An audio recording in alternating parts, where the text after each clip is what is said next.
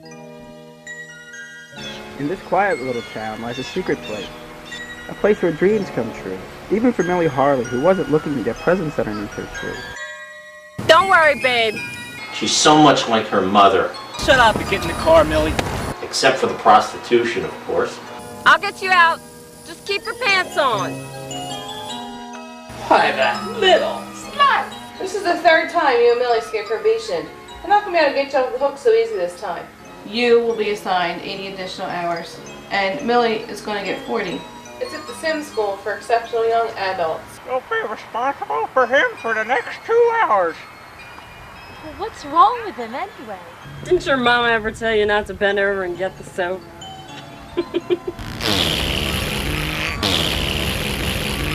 He's just a little slow, that's all. I'll say. Keith, this is Kelly. Kelly, this is Keith. All she really wanted was to skip probation. And this year, she'll get more than she ever dreamed for. What is this place? This is my secret village. This is Snowman Haven. This is where your dreams can be true. And what happens when they melt? You have wet dreams? I think the snowman heaven has gone to your little head. But all you have to do is make a wish and it will come true.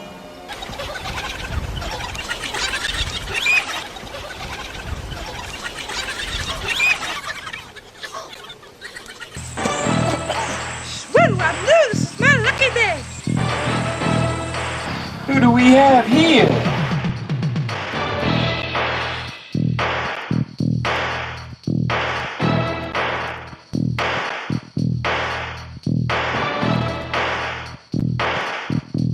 You wanna play? You gotta pay first, sucker!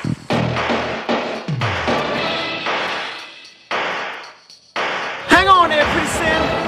It's a long way down.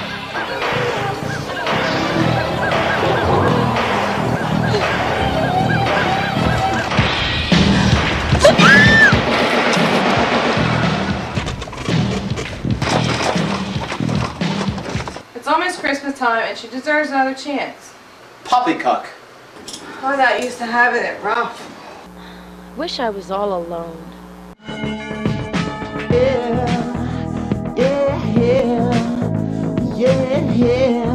I don't want to be alone!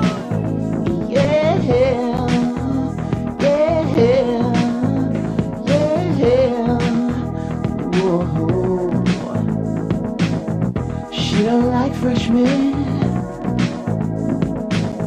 She just cooling down. She's a woman now. She's ex-hooking now. She's ex-hooking now. My name is Millie Harley, and I'm an ex-hooker. It's me, Millie. Millie, silly Millie. What the dilly? I do not want to get paid and laid again. That's a switch, bitch. What's a whore? Always a whore. Don't even go there, honey. She is certainly not a hooker. My hooking years are far behind me. 30 years ago, I left my hometown in Salem's Haven. This town, on the other hand, that's a different story. Trust no one in this town, and I mean no one. Keith is missing. That's why I'm here to help find him. Welcome back, Millie. He had some giant wish to make. I split him from the crack of his teeth to the crack of his ass. My life was never the same again. Who's gonna help you now, sweetie? I mean, the bitches have fangs. But holy shit! Get together party again and again and again. After we get home, stop is the last thing you'll be saying. I have no time for this. No time to pussyfoot right now. Pussyfoot this. Can you please not mention hide the salami again? I mean, I just don't want to be reminded of the past. I mean, it's disgusting. I got this blood-sucking, crazy pimp after me and his new hoe because they want payback. Let's get this party started. And I almost got the blood sucked out of my cranium.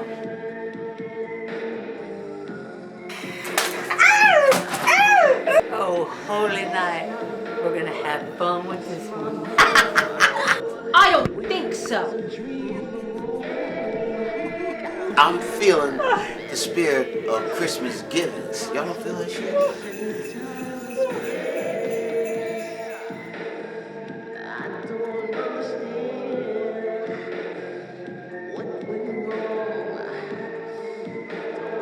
So you were a prostitute and you lied to your employer about being a prostitute so you could get the day off, yet you ended up being alone.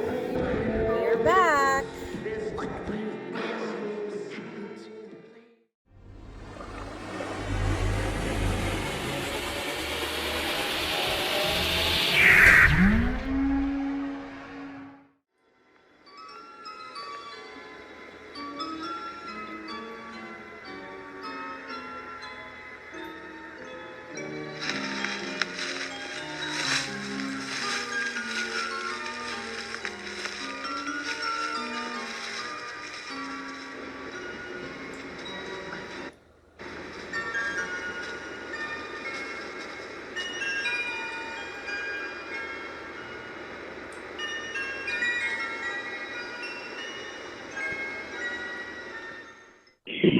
All right. Hi, everybody. My name is Matt Cannon, and welcome to the Sharky Video 30th anniversary of An Ex-Hooker's Christmas Carol. And I'm here with some of the cast and crew from the original film, and also the upcoming quasi-sequel, An Ex-Hooker's Christmas Nightmare. So let's give a little welcome to some of the people here in the room here. So we have a star of the original, and she's also going to be in the other film of Nightmare, Miss Laura Giglio. Hi. Hi. And you played who, Laura? Millie Harley. Very cool. Ex-hooker with an attitude. And I agree. You played it really well with that attitude for sure. And then we have Osman Kareem here as well. Hi, Osman. How are you? Hey, how are you, Matt? What's happening, man? Nothing much, man. How you doing? Good. Good to see my conspirators over here. Oh, it's a pleasure. It's a pleasure. Oh, Tina's joining us, guys, too. I'm so sorry. I'll have to interrupt the introduction real quick. That's fine. That's quite all right. Come on in, Tina. You gotta unmute yourself, honey. How are you? Good. Good. How are you? Good. Can you hear me? Yes, Yeah. we can hear you great. Okay. We're just going good. around introducing everyone right now, so you came in just in time. Oh, look at that. Perfect. Perfect. And Osman. So Osman, what did you do in the film, sir? What was your in both films? Absolutely nothing. Okay, well, moving on then. Very good. No, I was basically whatever Dave needed me to do. I played Oscar in the first movie, and that was a lot of fun. A character that's familiar with maybe one or two other characters I played for Dave, but yeah, that was my primary role as Oscar, the Grinch. And you're also the movie's composer as well, right? Yes. I had the pleasure of doing music for Dave, and I'm super excited about the new soundtrack. Dave, I won't say nothing until you do, but the new soundtrack is a beast. Yeah. So. Very cool. Yes. Awesome. Thank you, sir. We will, and also we have here Jordan Hundley, right? Is that how you say your last name? Hundley, yeah. You play in the sequel for Yes. And who do you play in the film? I play a badass named Mona. Awesome. Very cool. Love the name. Great. Oh, yeah. It's awesome. I love it. So, and then we also have the ever so famous Tina Kraus in the house tonight. Hey, Tina. Hello. There's so many celebs in this chat tonight. I'm feeling a little nervous. I'm just gonna pull my collar a few times and get a sip of this water just real quick because I'm just getting hot from all this. The heat is on. Hey. It's star overload tonight. We're all Christmas hats today. Yeah. We're trying to be festive somehow. My hat lights up. Dave doesn't. Mine changes. So. It does. I swear to God, it does. Look, watch. Some days I'm nice. You got those hats. Love it. My son would love one of those hats. He's 4 years old and can't stop touching those kind of. Like, we got to go to school. Stop playing with your shirt, please. And so, guys, really, thank you so much. And this is a really special occasion tonight with everyone here that we get to discuss a really incredible film. And it means a lot you guys taking time out of your busy Christmas holiday schedule to be here tonight. So let's get off by talking a little bit more about the movies, how the concept of this was created. So I'm going to go to Dave and talk a little bit about how the origins of An Ex-Hooker's Christmas Carol got started.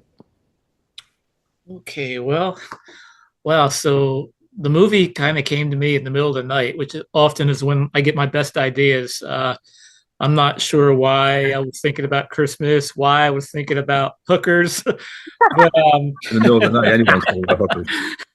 Always thinking about hookers, Dave. Yeah, only Dave. I really don't know what got me thinking in the middle of the night about it's all the wave movies. That's what it is. Yeah, the wave movies.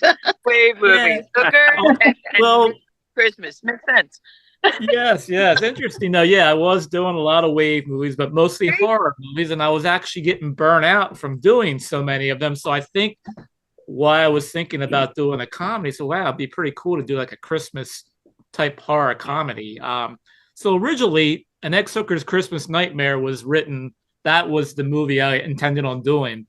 But then I just got, like I said, I got thinking about it. I said, wow, I've been doing horror movies, a lot of them, and just a lot of the, the stuff that Wave was doing. I just wanted to do something really different. I said, you know what? I think I'm just going to go more like with the comedy fantasy aspect and the Christmassy, make it more Christmassy. So that's how An Ex-Hooker's Christmas Carol was born. And it really wasn't so much like a Christmas Carol. It wasn't really, it was kind of like a satire of different Christmas movies, but mainly I want to say closer to It's a Wonderful Life, but not the Jimmy Stewart version that everybody knows and loves. There was another version that was made for TV in the 70s, and it was titled, I think it was called,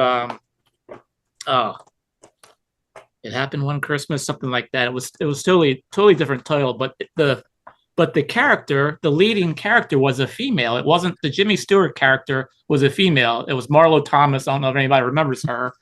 She was popular in the 70s. She had sitcoms and everything. But she played the lead character, and she actually was how I got the idea to write the character of Millie Harley, because, and Laura was the perfect one to play that because she kind of had that raspy voice like Marlo Thomas, and just it was really kind of what I envisioned when I met Laura. I asked her right away. I met her on the set of Sorry Slaughter. Tina and Laura and I started together, and that's how, that's basically how it all came together. Oh my God! I never thought in a million years I'd hear that title again. Chris is one too. The long car wash scene. Yeah. The infamous car wash scene. Gary, take your bras off and wear white shirts. Oh my gosh, it's incredible. Oh my God. Yeah, it's really incredible to see the movie kind of. I find it so interesting that the movie was at that time so different from what was coming out. Especially, it was kind of challenging the horror films that were coming out of these different films, like from Wave and for low budget B films, and it was great to see that. It was interesting to see the conflict, or maybe if there was a conflict of this movie coming out around that time, because it was so different, especially making a comedy around all these horror films. I find that so fascinating. for sure. It was different, and it was a risk, and actually no one saw it back then. Yeah. Very, very few people saw it, and it wasn't, never thought it would really get an audience until not until Ross and Saturn's Core did the re-release of it. So back in 2018, that's when it really found its life. It's great. I think Christopher's also in the chat tonight too. Christopher, are you there? I'm not sure. He's here. Oh, he stopped. Oh yeah, can you guys hear me? Yes. Yes. Oh hey. We just it's just your phone icon, but I think you're in the chat with us, but we yeah, your name. It's nice to see you, Christopher's iPhone. Thank you for joining. Thank you for joining tonight. I'm actually at the grocery store now, guys. That's why I don't have the camera on. It's okay. It's okay. No It's totally fine. Thank you for joining, Chris. Thank you for taking the time out of your busy schedule to hang out with us for a little bit. No, this is great. I love this. So, we're just getting it. So, Chris, I'll introduce Chris. Chris is the editor of a lot of Dave's new films. He's helped out with Ross, right? And my Ross Snyder doing stuff for Saturn's Core. Yeah, that's right. A lot of the special features for the Saturn's Core releases. So I'm currently working on Joe Christ, which is going to be one of the newer releases coming out soon. Very cool, man. Very cool. And thank you so much for what you do, man. It's amazing stuff. Really is. Oh, thank you. You're welcome. He is amazing. He put some amazing trailers together too. Yeah, I agree. 100%. I love it. You guys, so we're gonna keep going right along here. Let's talk to some of the cast about their experiences, how everyone got involved here. So whoever wants to go first for both films, the original and the sequel. So whoever wants to talk about how they got involved in the beginning, what their origins was. Well, I didn't go with the first one. I think you should pick Matt. I think Matt All right, you want to pick? All right. So let's go to Laura. Oh man, it's 30 years ago. Let me think.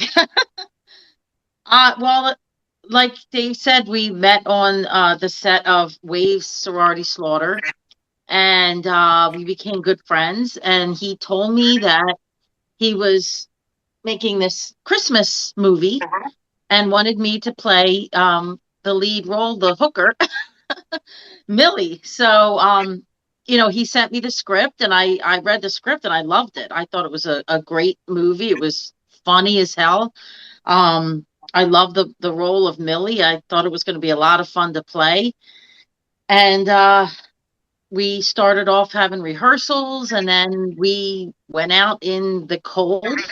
I remember the cold, and started filming. And there was some days we filmed where it was freezing, like below zero, frigid, and we were freezing. I mean, it was insane, but it was fun. Had a great time. Hilarious cast, hilarious movie. We were just laughing the entire time. We had to keep stopping during takes because we couldn't stop laughing, and the different characters that Dave played, where he was all these different roles, and each one was funnier than the last, and it was a blast working on the first one. And then the second one, he told me he was writing, finally after 30 years, the sequel, Ex-Hooker's Christmas Nightmare, and I was surprised and thrilled that he was going to do this, because he always talked about doing the sequel, and that it was going to be like a horror type, a little bit different with a horror aspect to it, and I was thrilled because I know he talked about it for years, and he finally told me he was going to do it. And would I want to come back as Millie? I said, yeah, I want to come back as Millie. This is awesome. So so here we are. Incredible. Osman, how did you get involved?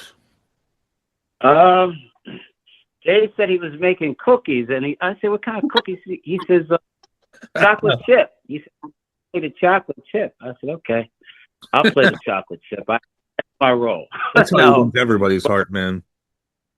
Yeah, what's that? So that's how he wins everybody's heart, by saying that. Believe me, that's going my Yeah. mind. But yeah, me and Dave started working together. Primarily, Dave helped me out with a lot of my films and stuff like that. So, you know, first opportunity I had to work with him on one of his, I had to jump on the opportunity. Dave is a closet genius. He comes off really nice and calm, but he's just so talented. And you never know what Dave's going to pull out of his hat. So whatever that is, I have to be prepared and be ready for it. And Tina, I do remember those cold days. In fact, some of us were crying, frozen and everything. Oh my God! It was brutal. But Yeah. I did learn one thing. I learned a lot from Dave because his focus and his dedication was like, listen, we're going to get the shot. I know it's not always going to be fun, but stick to it. And he taught me a lot about filmmaking and scheduling and being focused and locked in. So me and Dave have a long history of working together, and hopefully it'll continue into the future. I don't know if I'll be around for the next 30-year anniversary. But, And next Hooker's nursing home. We'll be shooting the next one in a nursing home. That'll be great. That'll be a cool. Dave, start writing this now. It could happen. Dave has some ideas. Jordan will be taking care of us all. Yeah. I'll have Jordan be the nurse in that one. Sounds great. All right, so we'll go to the. Go ahead. I'm sorry. Go ahead. I'm just being silly. Oh, we're all silly tonight. It's okay. But yeah, so Jordan, how did you get involved? So I was not a part of the first one. In fact, I was -7. It was not even a thought in the world. But I just had to scroll through a bunch of Facebook messages because I, honest to God, could not remember how I got involved with this project. I was like, did I submit for it? Did Dave reach out to me? Dave reached out to me October 6th, 2024. I couldn't remember. Yeah, you reached out to me and you just asked me to read for some roles. And then we did a Zoom call and I read for Mona and then I got the role. And I remember being like, wow, that's a title. That is sure a title of a film. And I was like, oh yeah, I'm in. Yeah, I was like, that sounds dope. Yeah, definitely. There was no arguments, no questions. It wasn't. No, because I remember it was like everyone said, like, you're so friendly and calm, and then you're like, I'm making a film called Ex-Hooker Christmas Nightmare, and I was like, fuck yeah. Yeah.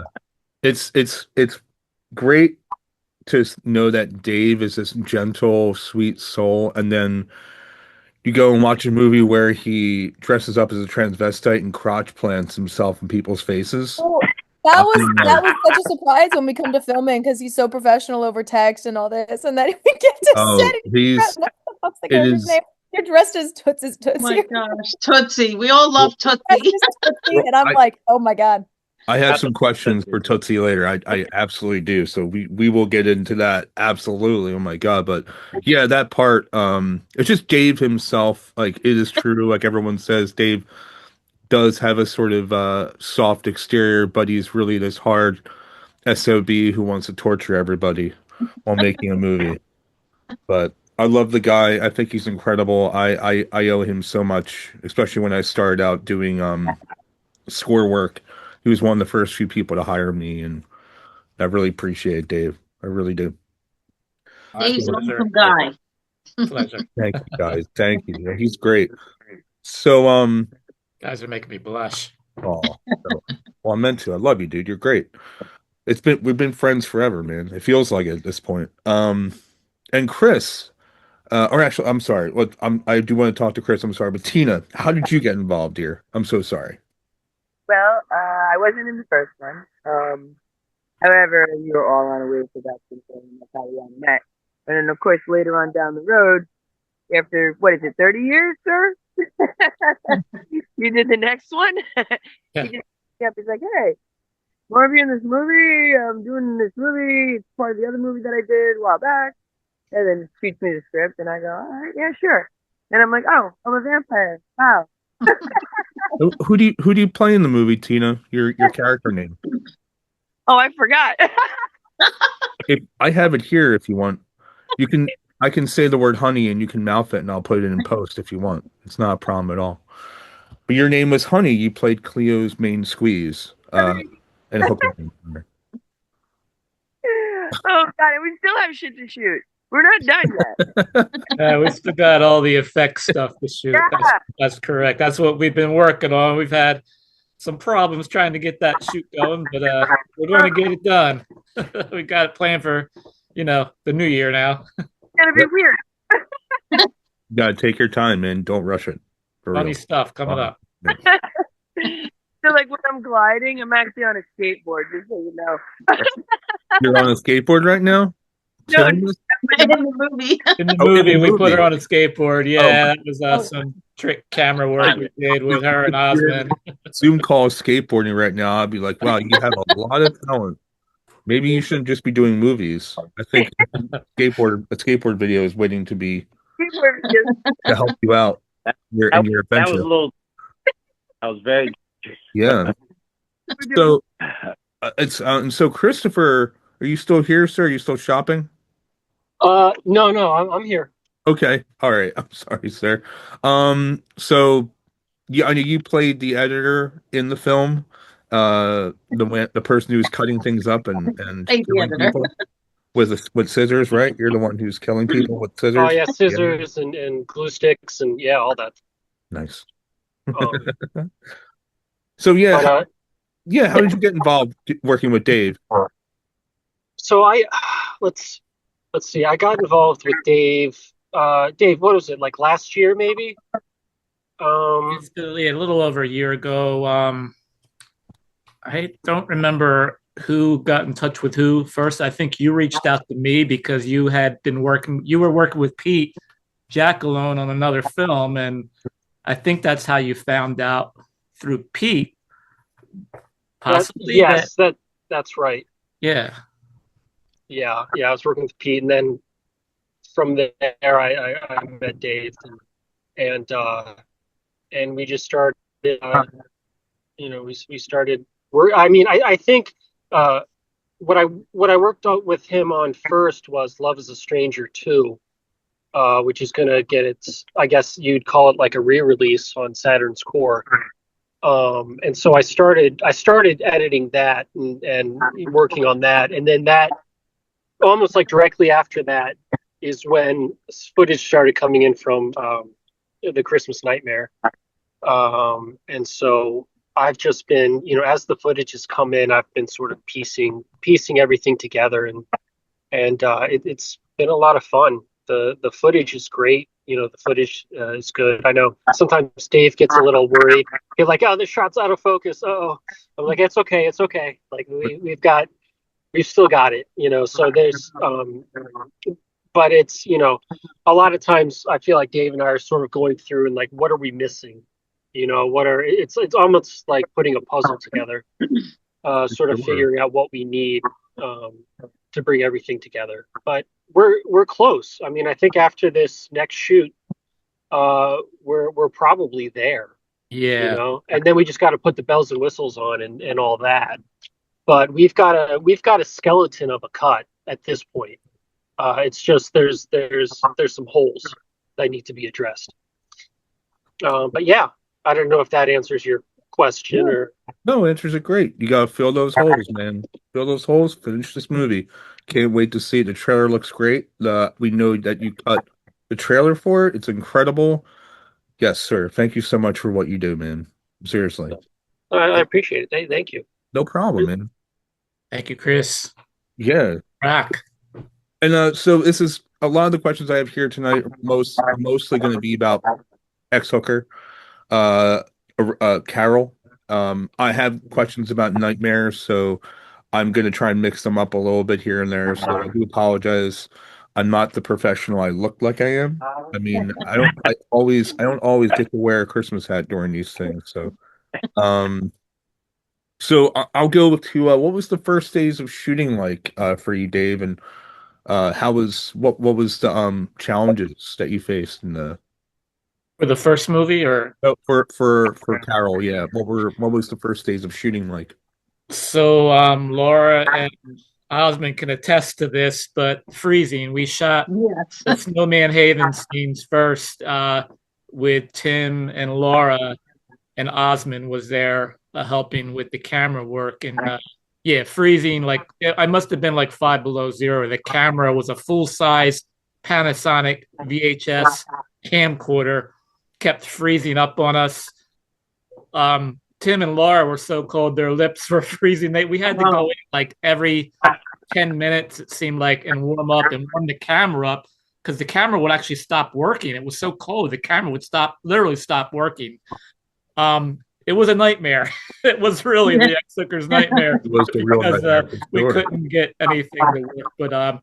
But we got through. It just was really incredibly cold. It was.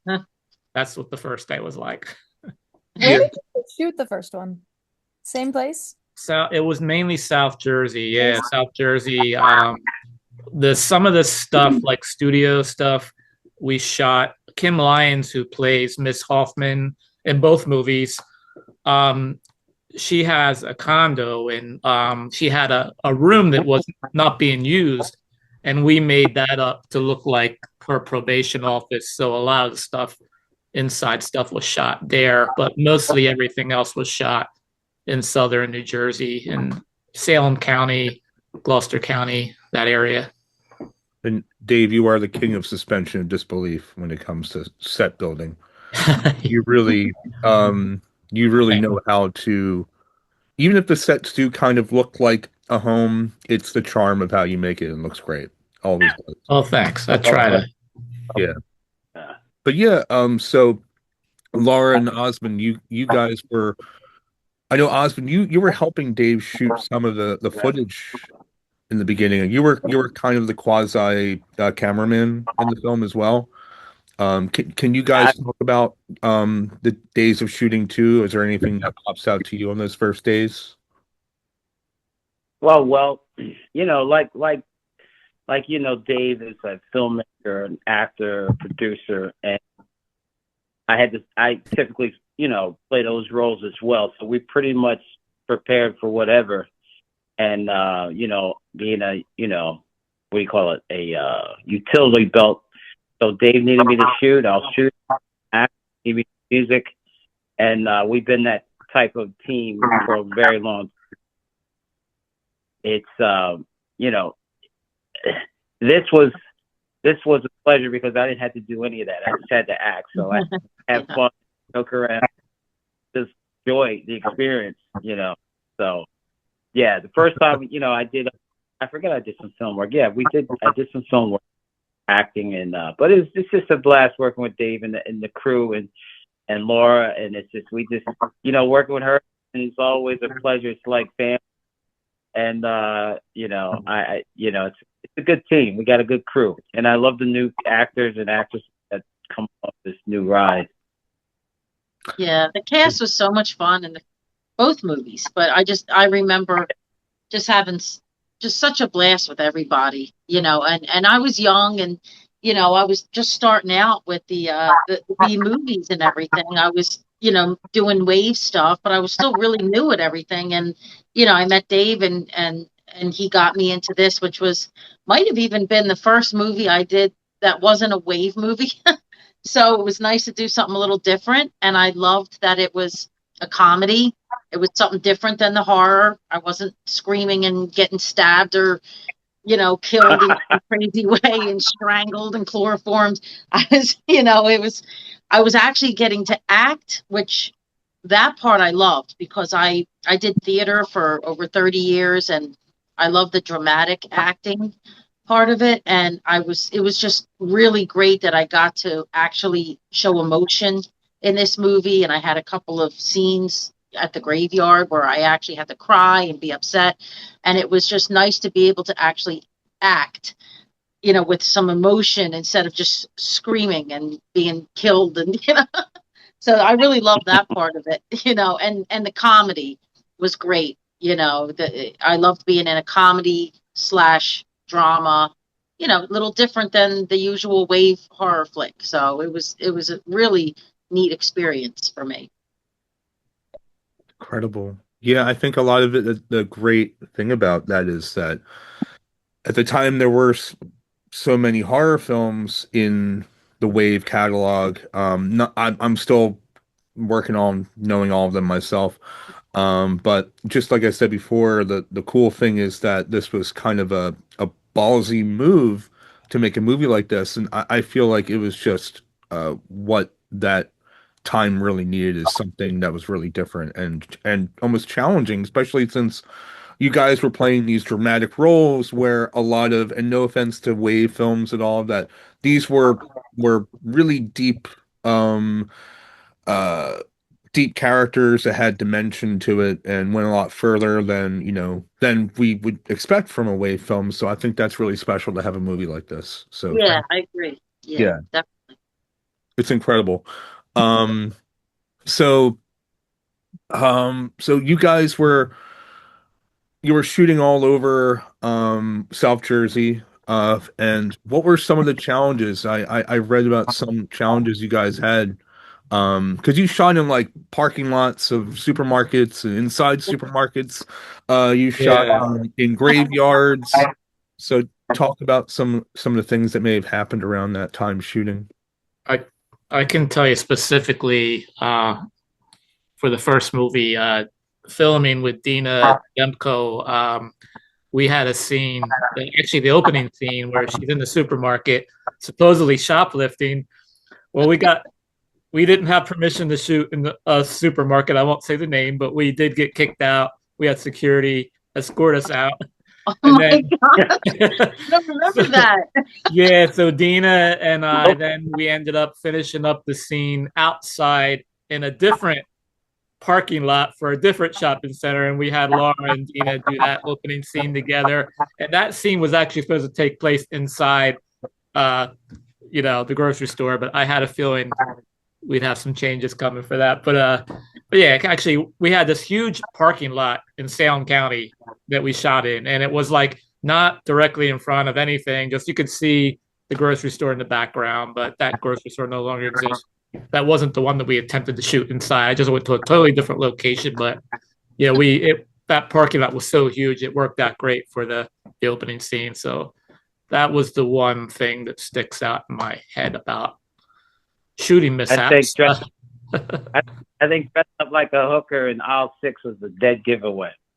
Yeah. Dead giveaway. She had this crazy hooker outfit on, and she was walking around the supermarket.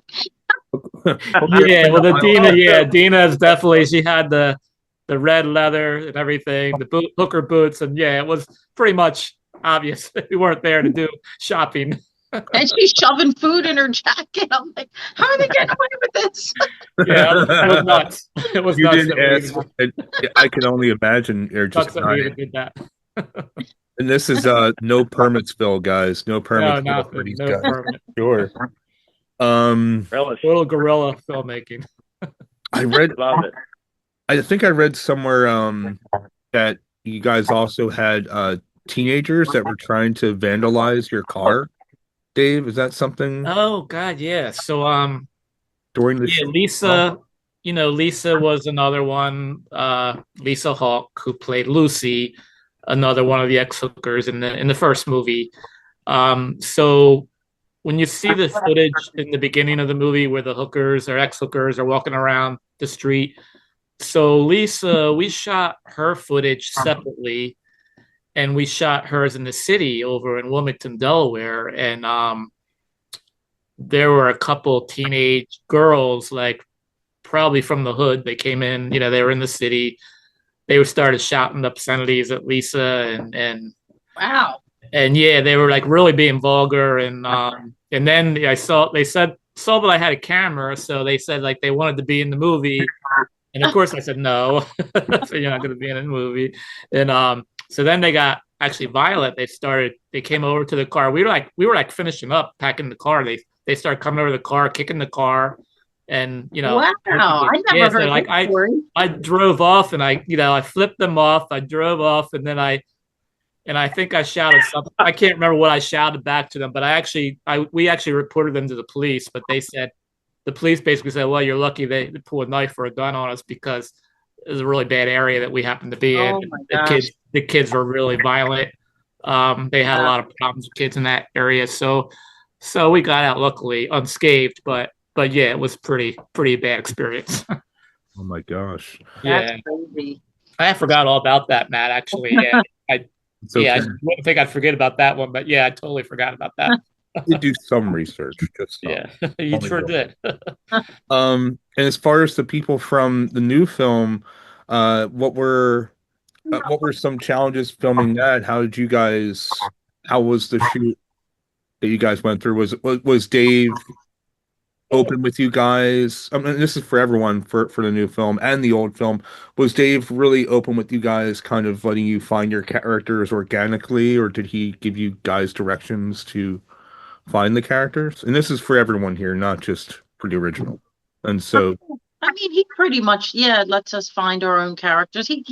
He'll give some advice, but I mean, yeah, he lets us explore with our characters, and it was just a really neat experience coming back as Millie. And we shot a lot of it at my house, and we shot some stuff in the basement. Converted a part of my basement into a jail cell, a nursing home. Dave with the sets, the way he does a really good job with the sets. So my basement, part of my basement became a jail cell, another part became a nursing home. The backyard was the snowman haven. That looked incredible. It looked incredible, but it was so slippery. It was, yeah. You had this fake snow.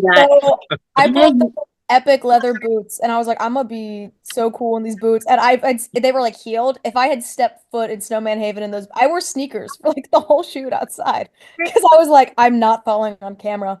But it we were slipping, we were falling. It was we were like slippery, grabbing each other, trying to not trying to do our lines, and we're like, whoa. You're like, I wish for better sneakers, Snowman Haven. Yeah. Seriously. Oh my God. Dave's film is dangerous. I have to warn you, they can be dangerous. They can be very dangerous. In a good way. I'm gonna say goodnight. I gotta run. Something came up and I gotta get going. So I wish you all right. You're okay? Oh, come on. Yeah. Hang with us. Come on. Where you gotta be. We're coming. I'll tell you what. Ready? Take us with you. It's okay. Yeah. Put that to naughty. You better put that to naughty. You don't have to. Did you say you have to go? No, if you got to go, it's totally fine. Thank you so much. Yeah, I just wanted to at least pop in and say hey, and give you a little what's up. Thanks so much, Tina. Yeah, Tina. man. And you're awesome in the movie, by the way. People are going to love your character. Yes, Tina's in Ex Hooker's Christmas Nightmare. Guys, it's coming next year. So, thank you, Tina. We're so sorry you can't stay. I'm gonna turn red. Thanks, Tina. We'll talk soon about your next shot. Right? Merry Christmas. Bye-bye. Merry Christmas. Happy holidays. Happy holidays. You too. All right. Bye-bye. Bye, Tina. Bye. See ya. She's not gonna leave. I was gonna say, hopefully she can figure out how to turn it off. Yeah, so it's great that you guys kind of sort of Dave let you guys find your characters, and I love that. I haven't seen the new one yet, but I know that just from what Dave writes as dialogue, and it's so specific, and it's not just dialogue for dialogue's sake. He really thinks about this stuff. Did you guys improvise at all doing anything in the script? And even with the original, was that I'm talking about Carol and Nightmare. Did you guys do any script improvising outside of it, or did you guys stay pretty true to what was on the page? I will say this one thing. It's pretty true. Dave is director, and I'm an actor director too, and I see that when you're dealing with actor directors, the relationship between the actors and the director is almost seamless, because being that he has the perspective of an actor, he knows how to write for an actor, he knows how to direct for an actor to pull out the best performance possible. And to answer your last question, he definitely gives us latitude to experiment and usually pre-production mostly. But there is some room for ad lib, because he'll let me go on for. Oh, you did too, and you. You came up with some amazing lines, hilarious stuff that, oh my gosh. I never hear. I don't hear the word cut. I just keep going until somebody says Oh, something, or yeah. I say. You were a great Cleo, I gotta say. And some of the stuff that you said that wasn't even in the script had me like dying laughing. Yeah, I think Osmond's the only one that actually did improvise, and probably the only I one that think was able to so. get away with it because like his Cleo's part was more like flamboyant in that way, I Yeah. guess, where he could kind of go with the just go with the punches, and when he gets on the roll, you never know what's going to come out of his You don't mouth. know So what he's gonna say. I think that was kind of like what Cleo's character was like. So I was totally okay with that. So yeah, that was great. Run with it. Sure, yeah. That's incredible. Yeah, and I love that you guys can have that relationship, especially that it's good to what we're doing here is collaborative. We're supposed to kind of listen to our actors if they have something that they want to suggest, or if not, it's all something that's for the benefit of the story, and it ultimately is the director's decision in the end if he or she wants to keep that in there. So I think that's really great that you guys have that collaborative nature, especially you guys. Like I know for Jordan, she just came into working with Dave here. And how did you feel with the script working on the film? What was your first impression of it? Um, God, I don't remember. In terms of like what I thought of the script, I thought it was great. Like I said, I took the role pretty fast. I didn't ask any questions. But like, yeah, I don't usually improvise unless I feel there's places that need improvising because there's holes in the script. Because in college, I was a dramaturg or I helped people write scripts. I didn't have to do that with this. Mona said everything Mona needed to say to get the plot across, to get the point across. Very Um, cool. yeah, and her personality shone through in the script, I guess, where I didn't like Dave gave me a little bit of direction, but I didn't need to ask a ton of questions because I could get the sense of who she was based on the way she talked, how she presented herself, the action she did. yeah, and you did great. She was great. She did just from reading the script. I really didn't have to give her any direction because she knew exactly what the character needed to do, just like she said. So it was and the footage looks great too. By the way, Jordan, I'm real excited for you to see it. Yay! And I mean, also, I'm sorry, Dave. Go ahead. I was, say I was done. Okay, I was just going to say that working with Jordan and Laura was a real pleasure because the professionalism. I mean, I'm like, wow, these ladies really know their lines. They're tight, they're sharp. And I said I had to step my game up because, I mean, people, it looks fun and everything, but there's a lot of work and skill involved to really come across and get a good product. And I really appreciate good talent. Absolutely. Oh, They are top notch. Laura is hilarious in this movie too. I have to say, even more so than the first movie. She's got some really great comic scenes, and I don't want to give away any spoilers, but yeah, I think. Well, you wrote some pretty funny scenes in there for There's me some where pretty funny, yeah. it was pretty outrageous. So Love it. it was fun. It looked like a great trailer, and that's also Christopher. You did really great with this trailer as well. You really, I think, nailed the comic timing, and yeah. So, what was that like for you putting the trailer together? Did you and Dave talk about it? And I know it's an odd question, but we have you here, so we might as well pick your brain, sir. Oh, he muted. Is he still here? Muted. I think he's gone. He's muted. Oh yeah, I'm still here. Oh, hi. Hello. Hi. Sorry, guys. No, it's fine. It's fine. I was saying that Dave, we all talked about the trailer, and the comedy of the trailer really is perfect, and the just it's so alluring and exciting.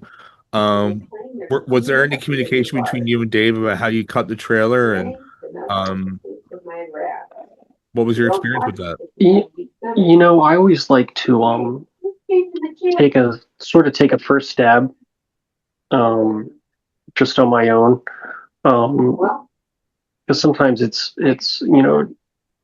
Dave is so close to the material. Sometimes it helps to have another person who sort of comes in without without all the back, not as I guess what I'm saying is I'm not afraid to cut when I need to. Whereas I feel like when you're so close to the project, sometimes, like if you're the director, uh, you almost want to include everything, And I think what I tried to do was just take the sort of the best possible parts, parts I thought were funny, that I thought were good, a lot of the action, and I really just wanted to make it feel energetic, and exciting, and so I really just tried to pick all the shots that could do that. And I think what we ended up doing was, once it was finished, uh, my first pass was done, I would share it with Dave, and then Dave would have some ideas like, oh, why don't you add this in or this, and, or extend this a little more. And from there, we would just sort of tweak here and there, until we finally got it into a place that we were happy with. But I will say, Dave is very, he's great to work with and work for too, because he really lets you sort of work, and he's not very controlling by any means at all, really, which is nice. It's like a breath of fresh air. So I think that was great. It let me sort of explore the cut and kind of do what I wanted to do. And then from there was just sort of molding it. But yeah, sorry for going off for so long, but yeah, that was sort of the thought on that. I can relate to that because doing music for Dave has always been sort of, he trusts the people he works with. I think that is the same thing. He gave me freedom. He may have little ideas here and there, but it's like I said before about kind of, having the people he is excited about, and them reading the script. I think he trusts the people that he hires, that they're going to do the job. For sure. Yeah, I agree. Yeah. So moving along here, guys, I know we're cutting almost till, like, we got maybe like maybe 35 minutes left or so. I'm gonna try and keep going through these questions. So but so I guess a little more about Carol working on that. You guys had some really cool scenes in this film that are almost things I've never seen in maybe a wave film before, especially the miniature scenes, when Laura she's thrusted into Cleo's lair, from her first wish, and hanging from the balcony, and you see these miniatures below. I always think that's so clever and so cool, just to see that creativity, and just like I said, the suspension, disbelief, and that gut to create something like that is so cool. What was it like making that scene? I know I'm picking up one scene in particular, but I really think that's such a cool little scene. No, I'm glad that's actually was my favorite scene to actually shoot in the whole movie. I just had so much fun because I always wanted to work with miniatures. That was my first opportunity to do anything like that in practical effects. It was a hell of a scene to try to shoot. We spent hours that night trying to get that scene done. We had Tim, his brother, and his brother's fiance running the cars on the bottom, on the first level, where on the first level. We were on the balcony 2 stories up, so we had them running the cars and the lights in the village and everything. Yeah, quite an undertaking. Then on the balcony, we had actually Laura wasn't there, but we used a stunt double. We used Lisa and myself as Laura's stunt double. We did the falling part. I actually did. The close-ups were done with Lisa in the Santa suit, and then we had a miniature for the actual falling, the wide shot. The last shot you see of Laura falling like down towards the village is actually a doll, like a Barbie doll dressed up. The but yeah, I had a blast. It was a difficult scene, probably the most difficult one to get done. But I had so much fun doing that. Um, No, yeah, it's great. we had a lot of laughs too, a lot of bloopers.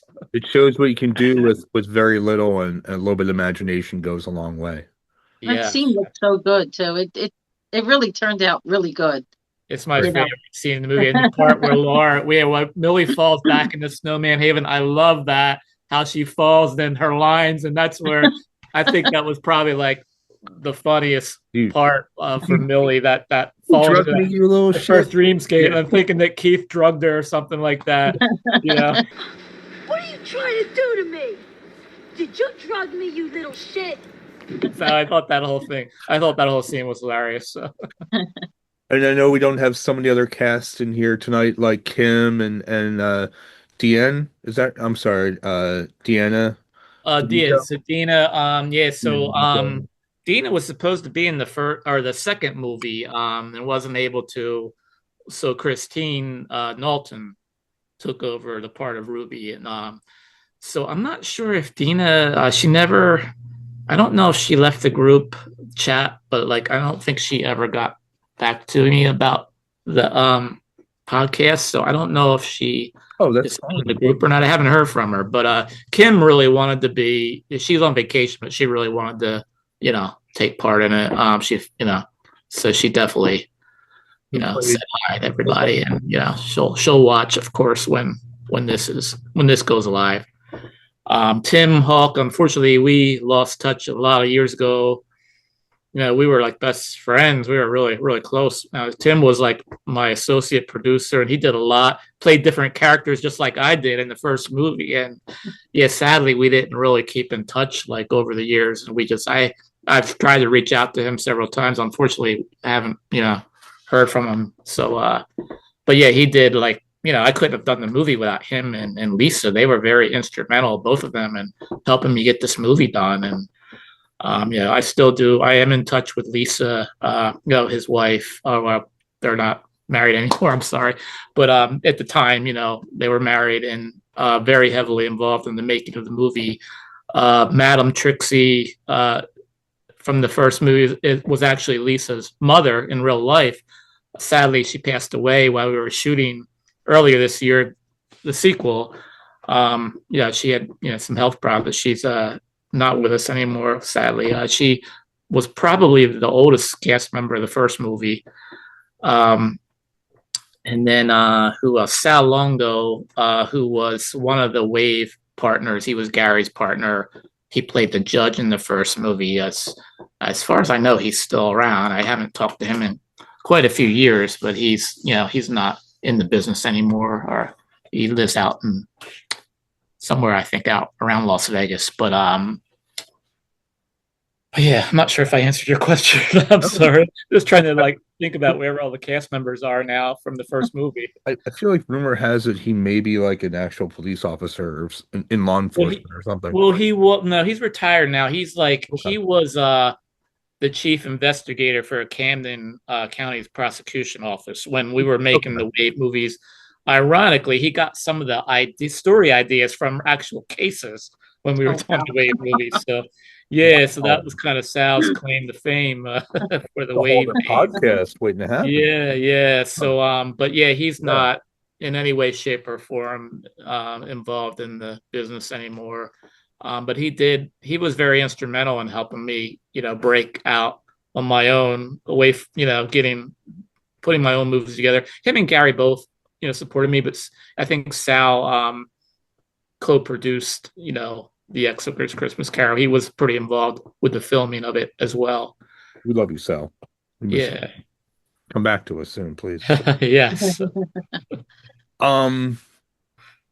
So in talking about, you have such besides the two lovely cast members from the original, and also the great new cast members you have here in the new one coming out. With the original, the characters, from what I saw, since I can't really talk too much about the newer film in this way, but I love what I've seen. The original cast members, there's something so lively and charming about it, and so self-contained. And that's another thing I love about this film, is that there's a this very boxed in, not it feels very comfortable the way that everything is put together. And I know you mentioned Kim and Timothy Hawks. And I want to mention one person who you talked about, like Phyllis, who played. Who did she play? I'm so sorry, Dave. I can't. Phyllis Craftmel, she Right. played Madame Trixie Right. in the original movie. Yeah, so Mona is actually the granddaughter of Madame Trixie. Oh, That's how her character is introduced anyway. I'll say that much. I see the resemblance. I do. Yeah, so of Great. course I wanted someone with red hair to play Mona. So that's That's great. That's great. Yeah. Yes. And does she have a foul mouth just like Phyllis did in the film? not so much. Not so much. Okay. I don't think Good. no. That's There's a enough people in the movie with a foul mouth. So, but yeah, Mona Yeah. didn't really need to have one. Yeah, she's pretty composed. I mean, she was a really great character in the film. She really kind of shown a funny charm. Like it's like there's one of those grandmothers in everybody's family. She's that kind of woman. She Yeah, was she really was cool. kind of like the mother of the on the set, and her character was very much like how she was in real life. You know, she came up with the funniest one-liners, just talking to her like on any given day. You know, nothing to do with the movies. It's just like she was perfect. How's about another drink, Hoff? Madam Trixie, what are you doing here? I'm clean now, honey. So watch what you're calling me. Do you want to get my ass fired? You know, her part actually wasn't in the original script. I actually wrote the part in for her because I knew she would be really funny in it. So, but she just we She had a was blast funny. with. I never got to meet her. No, it's sad that you never yeah. got to meet her. I Yeah, never you got to would have film with gotten a her. lot of the biggest kick out of her, Laura. She was such a funny, Yeah, she sweet seemed woman. it. That's definitely a dear friend too. Actually, I didn't even own a camera back then. Phyllis loaned me her camcorder. At my VHS camera that we started with, that belonged to my brother-in-law at the time. And when that one broke, I mean, eventually I don't think we weren't able to use it anymore. And then Phyllis actually loaned me her camera, and that's how I finished cool. the movie. Yeah. Oh, so It's funny because I never met her and I never met Kim in the first one. And, yeah. We never had any scenes together. So when I finally met her in the second one, we were like, oh, we finally get to meet each other after 30 Yeah, years. yeah. We were in the same movie 30 years It ago, is but we bizarre never that the first we movie, didn't have you scenes two, together.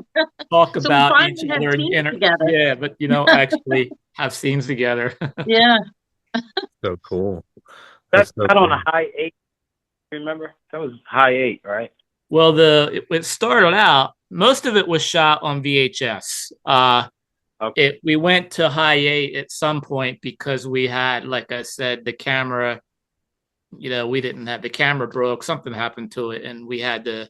I was just trying to figure out without having to buy a camera. Because this was like really, really shoestring budget, much lower budget than the sequel that we're doing now. This was like my first full length movie, and I was, like I said, I was sneaking around shooting in stores and not, we were, we never got permission to shoot anywhere. So, but yeah, it was her camera. That's kind of what saved the movie because we were using Phyllis's camera.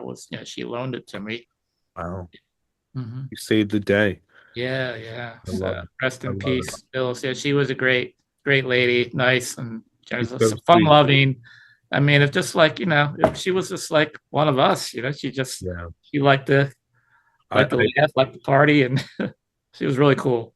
She was so cool. She reminds me of my wife's grandmother who passed away not too long ago, and she was just a ball of energy. She would walk around on like birthday parties and take like party hats and put them over her boobs. Yeah, that was Phyllis for sure. Yeah. God, I love Definitely. it. It's like I said, there's one in every family. Has to be. So going a little forward here, so the movie is a comedy, at its core, but you also added some of these scenes in here. You added some very interesting sex scenes in this film, and I know that can come over from maybe your experience from working in Wave, but I feel like a lot of this is more of like a 80s sex comedy kind of vibe rather than just um, sex for being sex and it for being erotic, you know. So I feel a lot of that is like almost like a National Lampoon's kind of thing, close to that, like the kind of vibe you get from that, especially the scene between Keith and Lisa, which is on the borderline of almost cringe at the same time. It's just uh, insanely hilarious. So, was that your intention to make that a lot of these scenes comedy, like comedic scenes, or you weren't making them to be arousing? Well, the number one thing, I wanted it to be a comedy. I wanted to make people laugh. So the original draft of the screenplay had no sex in it whatsoever. As a matter of fact, it had a totally different ending. And in the original, Keith and Millie were supposed to get together at the end, and it was his wish to become normal and be with Millie, and they actually exchange a kiss, and that it actually was more of like a Hallmark movie, but it was a little bit, I figured, well, I got to do something if I want to sell this movie.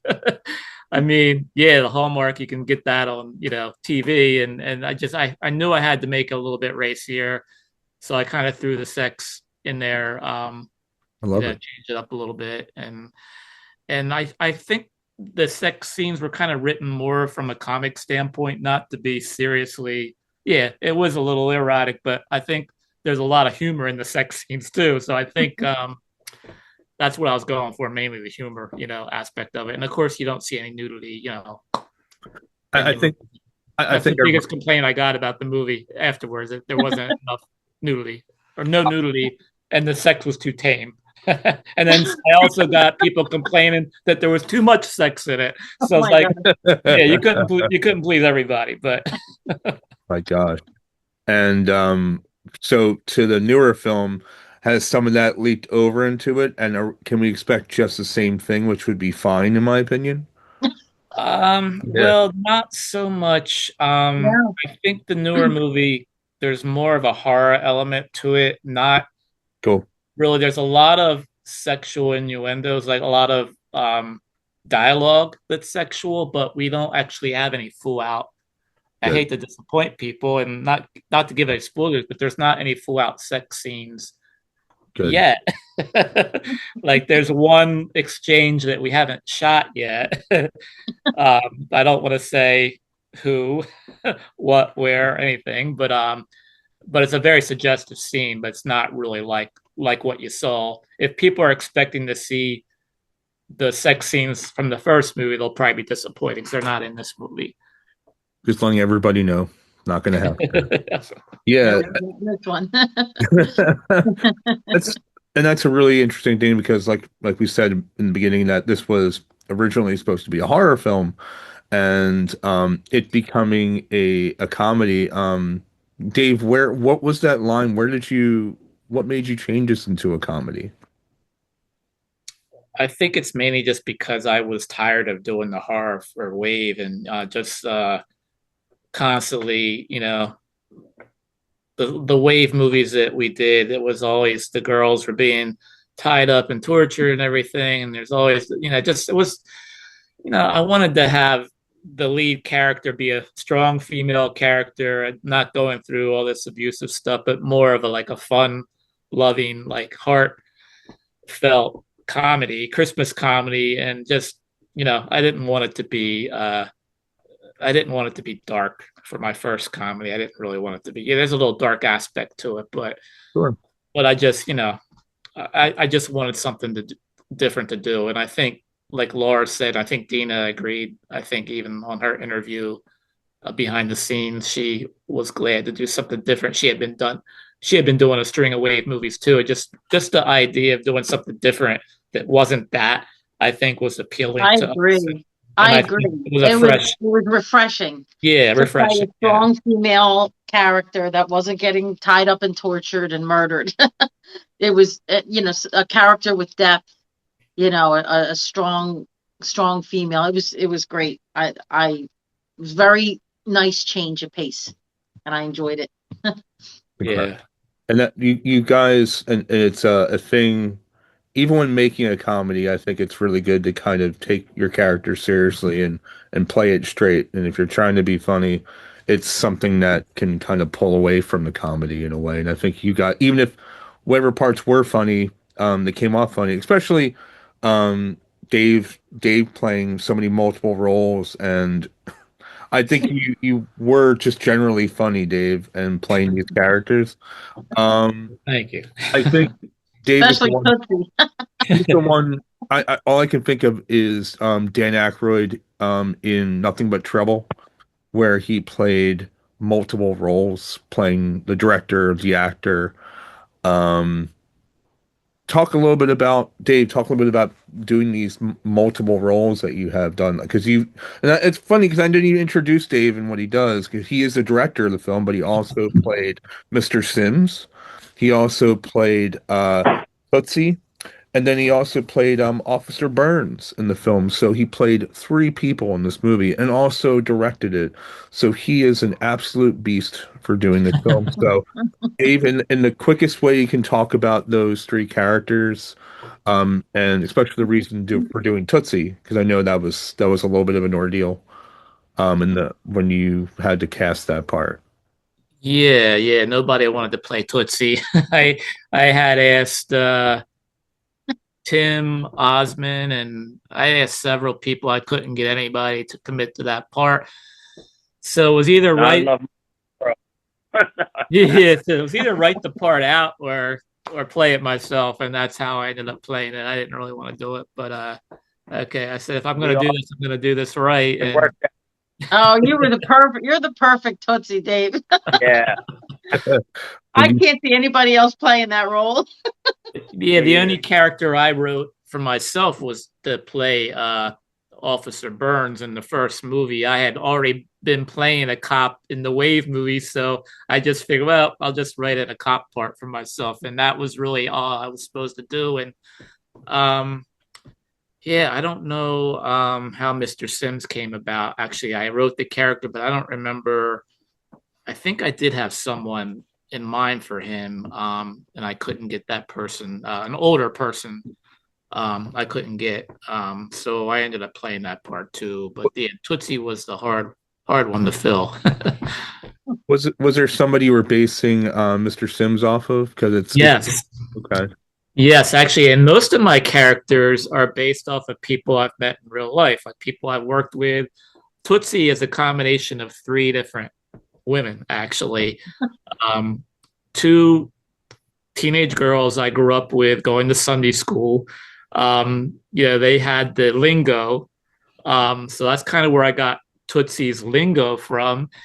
And then if you ever remember the show Alice from the 70s, a sitcom with Polly Holiday playing Flo, I copied a lot of her mannerisms for the Tootsie character. That's kind of where I got Tootsie's like temperament and mannerisms from. So those are the three, the three people for Tootsie. The guy, Mr. Sims, would be. I had a coworker back in the '90s, and he was probably in his 70s. He was really old, but he talked a lot like Mr. Sims, and he farted like Mr. Sims. And I worked in a photo lab, and I was like in this little photo lab working with this guy one-on-one, having to put up with that day. Oh, that's great. Yeah, anything I can think of. This is going to be a good character for a movie someday. That's Mr. Sims was this guy, and I think his name was Harry. I can't remember his last name. Wow. Worker back in the 90s, and he was probably in his 70s. He was really old, but he talked a lot like Mr. Sims, and he farted like Mr. Sims. And I worked in a photo lab, and I was like in this little photo lab working with this guy one-on-one, having to put up with that day. Oh, that's great. Yeah, anything I can think of. This is going to be a good character for a movie someday. That's Mr. Sims was this guy, and I think his name was Harry. I can't remember his last name. Wow. I like he was Mr. Sims, basically. Yeah. His second dimension is that he just farts all the time. Didn't your mom ever tell you not to bend over and get the soap?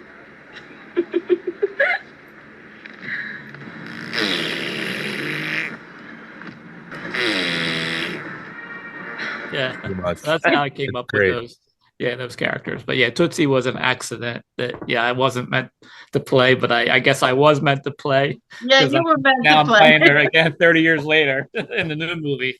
Does Sims in the new film, does he still have a gas problem, or is it Yeah, called this well, he time? makes like a cameo appearance, and actually, he wasn't in the new movie. I wrote that scene in particularly because Ross told me that Mr. Sims was his favorite character, and Yeah. I said, you know what, I'll make Ross happy and write in a scene, Yeah. Mr. No, Sims. And he That scene wasn't. was That's the hilarious one. too. The Yeah. scene between me and Mr. Sims in the new movie. It's really funny. It's pretty That's so crazy. cool. Did you meet Mr. Sims, Jordan, or no? No. Oh no. oh, Oh I think dear. that was the very first scene we shot at Laura's house that day was It was. with Mr. First scene. Sims. Yeah, so that he wasn't in the movie anymore. That was like the only scene he's in. And I like arrived that day. Yeah, Drive he up. came in later. Yep. So I came in like the middle of that day. Oh my god. I think you did get to see Tootsie though. Like I saw Tootsie. Yeah, twice. that's right. No That's scenes right. with Tootsie, but You Tootsie you scenes got a were scene shot with while I was there. That's right. That's right. I What was was in your- presence. What was your experience meeting Tootsie, Jordan? How was she on set? A diva. Yeah. Yep, a diva, a Was she- queen. Did she shake her hips a lot when she talked the whole time? Yeah, And I was really intimidated by her. she probably smelled like mint julep the whole time, like talking to her from that gum. Honestly, an icon, my inspiration. Mine too. Absolutely. She's a legend. We all miss her so The much. woman I strive to be. Raise the can to you, Toots, wherever you are. Yes. So guys, yeah, we're getting close. We can continue this and go on a little longer if we want to. But how's everybody feeling? Everyone's okay?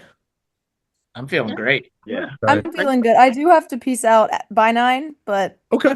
Yeah. We'll stretch it till 9. But yeah, I think mostly like what I have here is kind of more like, the aftermath of the film, and we'll go into that. But I do want to talk a little bit, about how the drama, like I said, of this film is so centered around Millie, and Laura has the huge responsibility of carrying this film.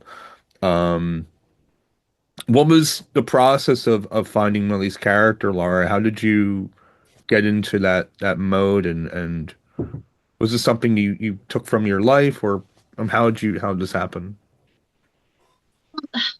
I guess being involved in theater for so many years, I became used to being able to dive deep into different characters and their backstories. And I really loved Millie's character. She kind of always reminded me of kind of like in the movie Pretty Woman, Julia Roberts' character in a way. And I always loved that movie. So I kind of like when he first gave me the part, I was like, oh, this reminds me of that. But like thinking about her past, and I mean, she had a really difficult past. She didn't have a good relationship with her father, and she's hooking and everything, but she's not happy. She's unhappy doing this. She wants more out of life, and it's really special when she meets Keith.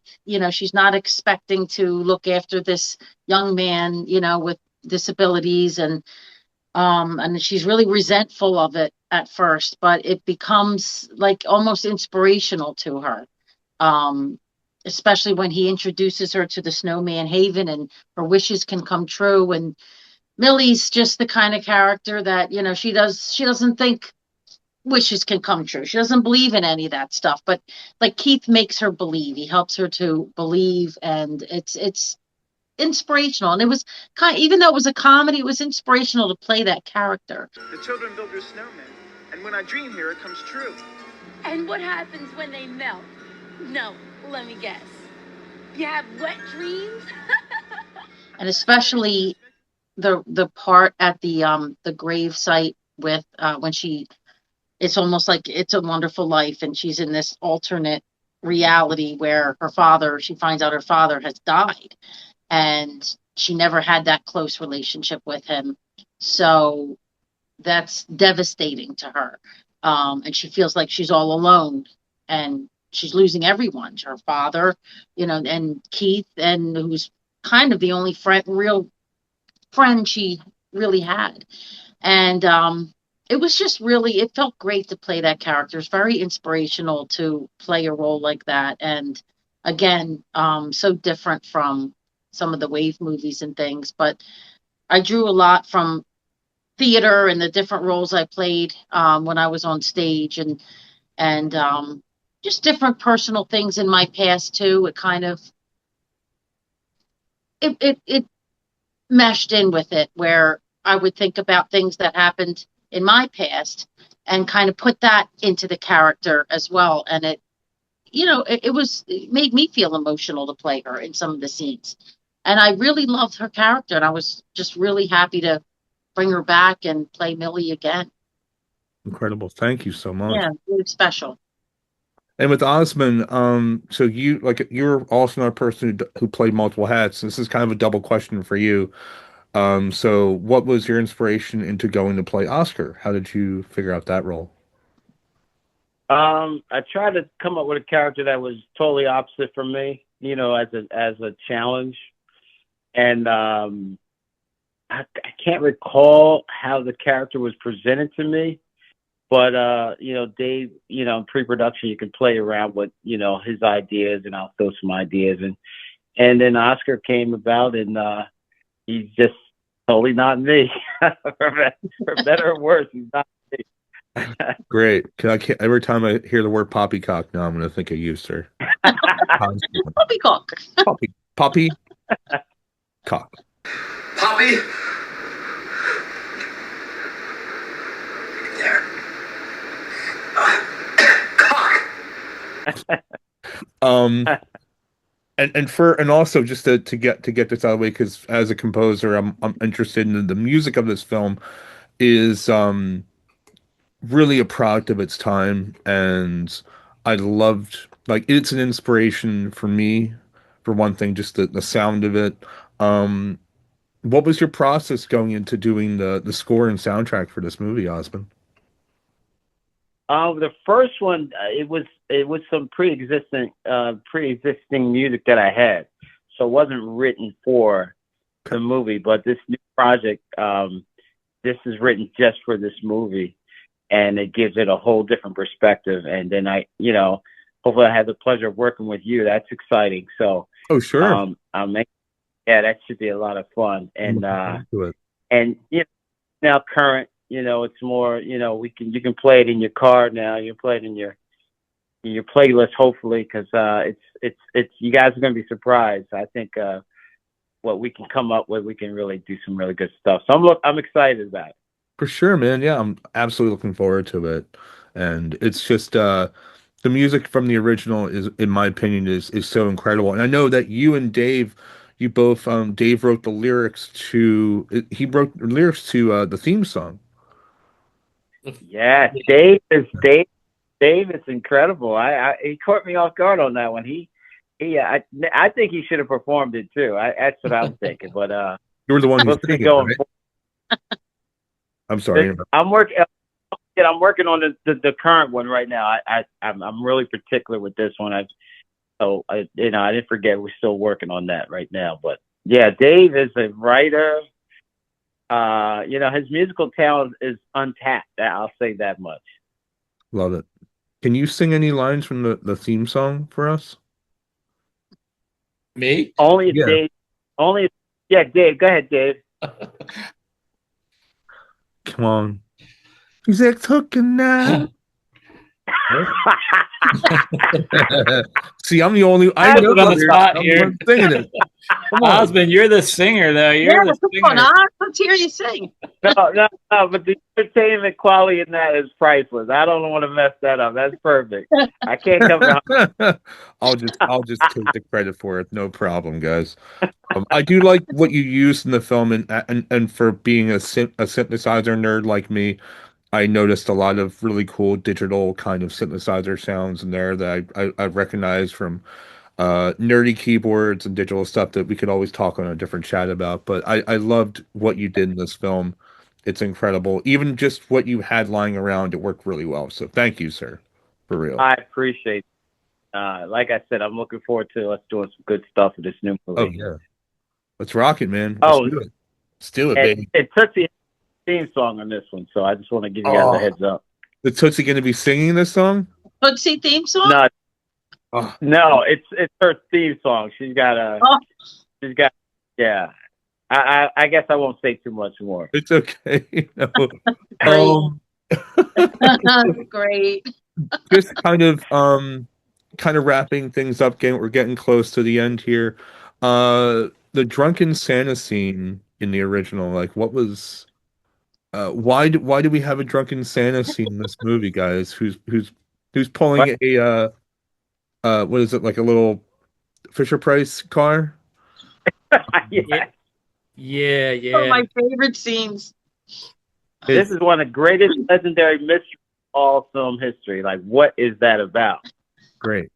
I think if I can interject with that, maybe it's Millie seeing into the future in a way. Maybe it's like her character she's driving toward, and like she's almost in a nightmare herself, and it's like her years later on a bike, pulling the weight of her life in these little presents. Hey, that's pretty good. I think you've got it. I think you've nailed it. Well, that drunken Santa makes an appearance in the second one. Oh, that's great. Drunken Santa. Drunken Santa makes Has a brief cameo. We love Brief Drunken cameo. Santa. Drunken Santa. Oh my God.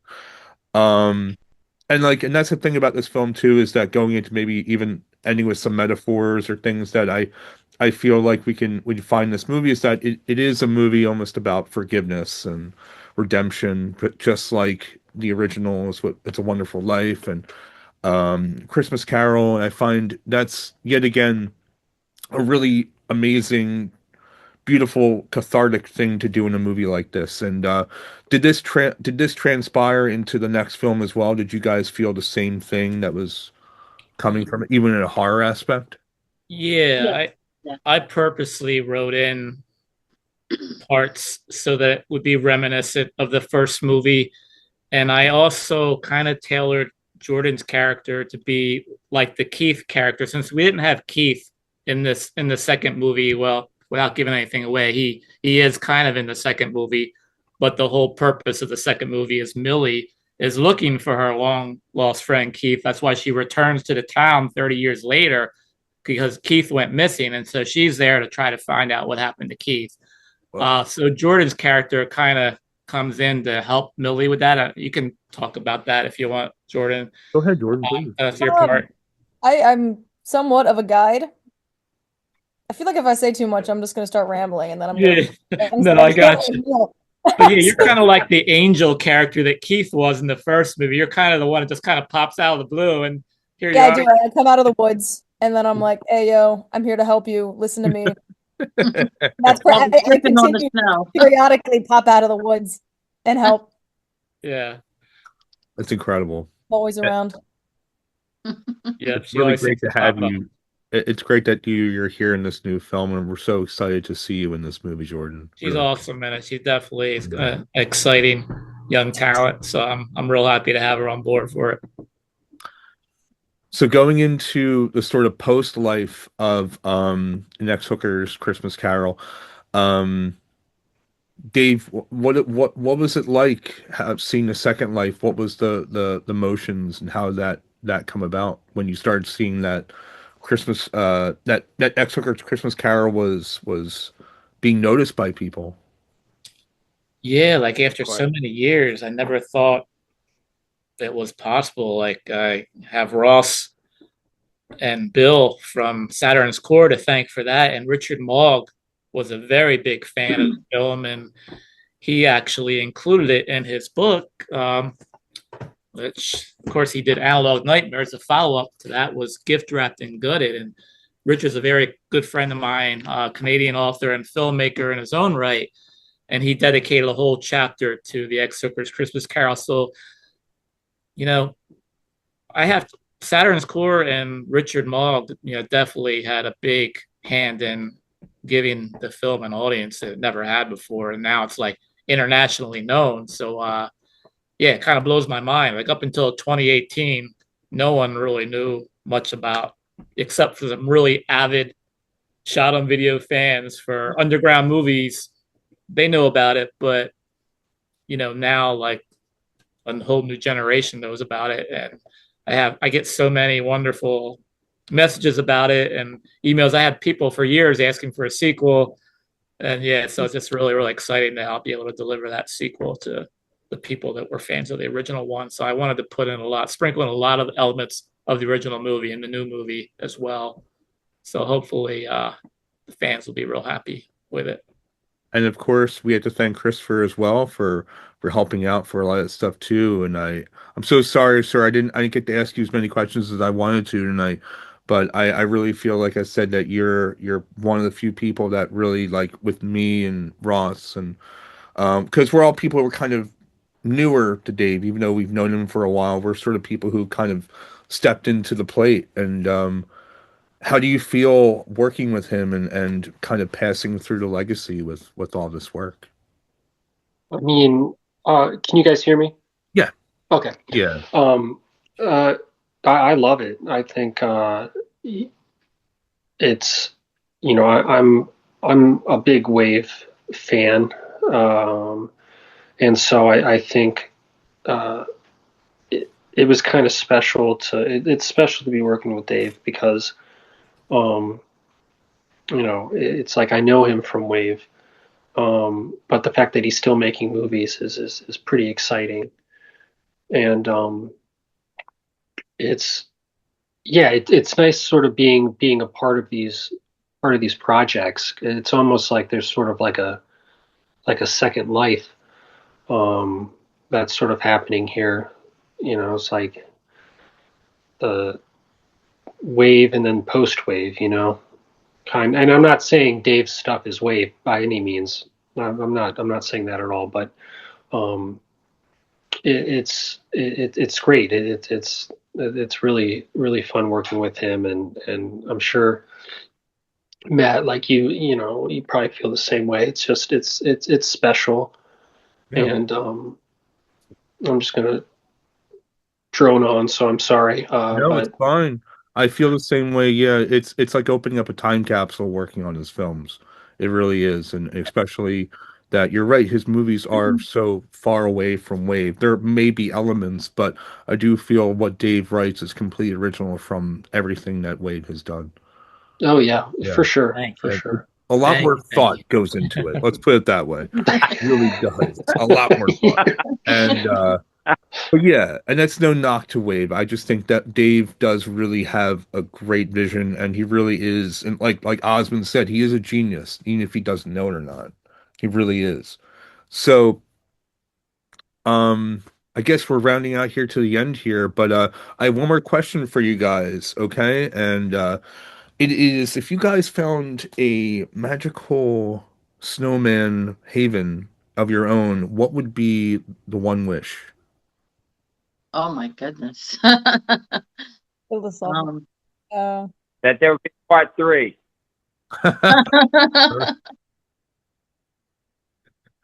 Mine would be to get the new movie done in time for Christmas in July. I really wanted it done for this month in honor of the 30th anniversary of the original. That was my original plan, but now we're shooting for Christmas in July, so that would be my Christmas wish if I had a magical snowman haven to make my wishes come true. That would be the first thing that I would wish for. Yeah, I think mine is just that my family, my children are always happy and healthy. I mean, I can't think of anything else. Well, that's more important than anything. So yeah, it should have been my first. Yeah, not getting the movie done, but yeah, definitely is. That's a given though. That's a given. Yeah, for all of us, right? We all want to be healthy. Yeah. And to get the movie done by July. Yeah, right. That's less important. But nice. But I have to without Ross and Richard Mogg, those guys, I wouldn't be doing this. Honestly, I had stopped making movies for a long time. And Ross, yeah, re-releasing my old movies kind of brought me back into it and gave me the, you know, the confidence to actually start making movies again. And I always wanted to do a sequel to this movie, and just I never thought it would happen. So I'm amazed that I have such a great, talented cast and crew. And hats off to Bruce Longo. Without this movie, Yes, we have to. without this movie wouldn't have been Yeah. possible without him. Him and his crew have been just, absolutely amazing. So yeah, definitely our producer Bruce, We love you, Bruce. photography, Mike D, Charles, everybody, the cast and crew has so many people. I know I'm going to forget, but I want to just go through a bunch of people to thank in the crew, our Philly crew. Elise Brady, the makeup artist, amazing. Haley, Sarah, Justin. There's like a ton of people.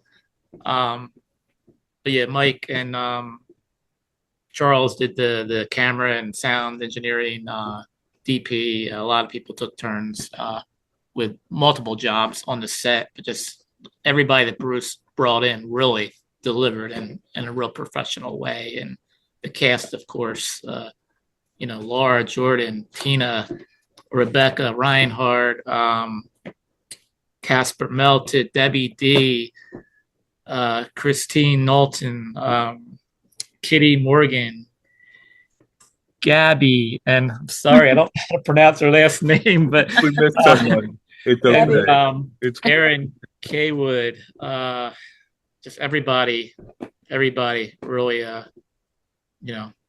that's a legacy to the movie. And just I just apologize. There's so many people. This is the biggest cast and crew I ever worked with. So it's like I'm trying hard to think of everybody. This is a huge film. It sure is. Yeah. And shout out to Bloodsick Productions for helping out with Dave. It's incredible that somebody, and that's the thing, the legacy thing. We all rally around Dave and his work, and it's something so special because it's so singular outside of the Wave films, and it's just really special to watch your movies and to work on them. It's an honor for all of us. Thank you so much. I appreciate it. I got to thank Phil Herman too, because he's been a big supporter of mine and cohort over the years, and he actually has a surprise cameo. I just gave a spoiler, but Phil has a little surprise cameo in the movie, and Will DeVoke's our second unit team shooting some of those things. Yeah, just so many people mentioned. I know.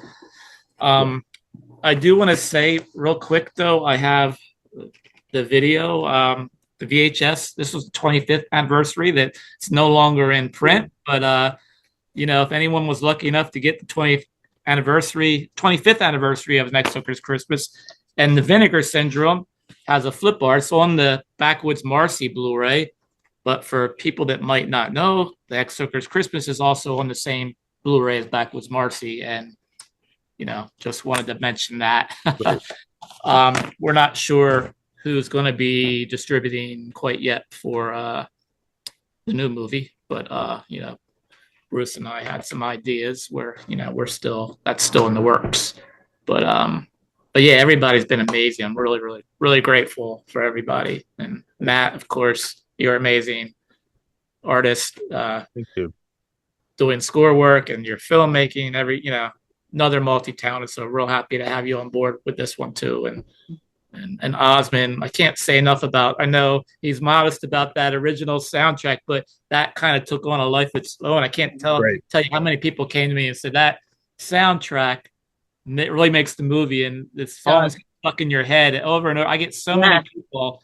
They just love the original soundtrack, and it gets stuck in your head for days. It is infectious, my friend. It really is. Yeah, I mean, can't wait to hear the new one. It's great because I hear K-pop demon hunters in my house all the time. I need something to get out of my head, so I'm totally fine with Ex Hooker's Christmas Carol invading it. So seriously, thank you so much, Osmond, for that. Yeah, and everybody. And any other last wishes that I may have forgotten about? not a last wish, but something that I am going to do. I've kind of made this known on the set, but because we lost Phyllis during the process of making the sequel, I'm dedicating the movie to her. I'm also dedicating the movie to another dear friend of yours and mine, Madeline Deering, who Yeah. passed away. Yeah, just like a couple weeks, around the same couple weeks. We lost Phyllis, the same time frame. So those two will definitely get a dedication in the movie. So I just wanted to mention that. But that's She loved your work, and we always talked about you all the time, man. Like she was, and that's a great thing about someone like Maddie. She was such a supporter of she low budget was. horror and She and was everything, and it's big really fan of the original Ex Hookers movie too. And she was so excited about yeah, when she found out we were making the sequel. Yeah.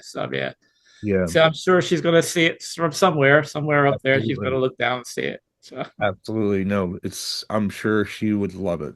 She'd yeah. love it, Dave.